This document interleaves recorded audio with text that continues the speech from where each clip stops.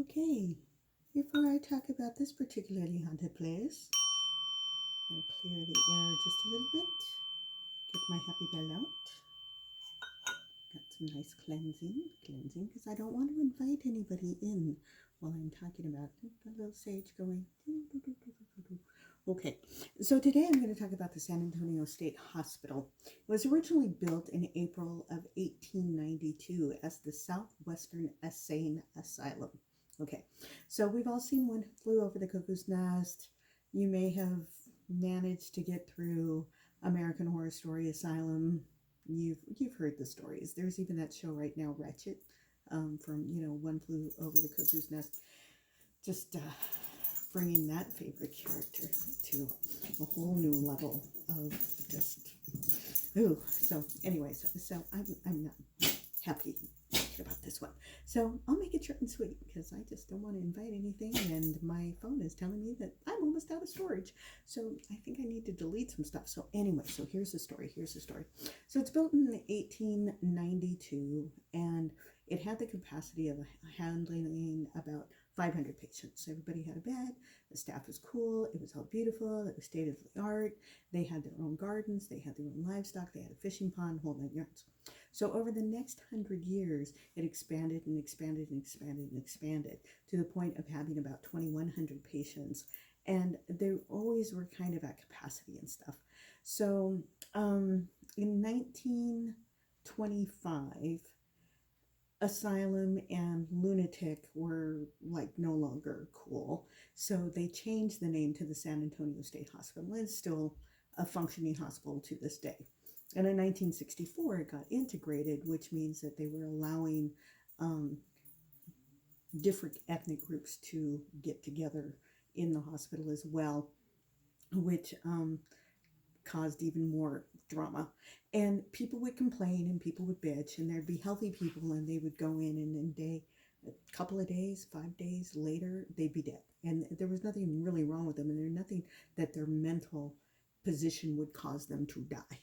Okay, so like this 75-year-old guy, he goes in there, and 15 days later, he's 30 pounds lighter, and he's dead from malnutrition and lack of, and completely dehydrated. So, they just threw him in a corner and let him die. So supposedly on the grounds, there's a lot of people that are buried that were like periphery people, like, like they were unknown, or, didn't have anybody claiming them or anything like that. And they had an untimely demise, and so they were just kind of taken care of. So when you have stories like that, of course, people are going to start talking about it being haunted. Okay. When you have that kind of environment, when you have people whose ka is out of whack, their soul is out of whack, their mental and their physiology are out of whack, spirits can manipulate things, and that's very, very common. Anyone who ever works in the paranormal knows this.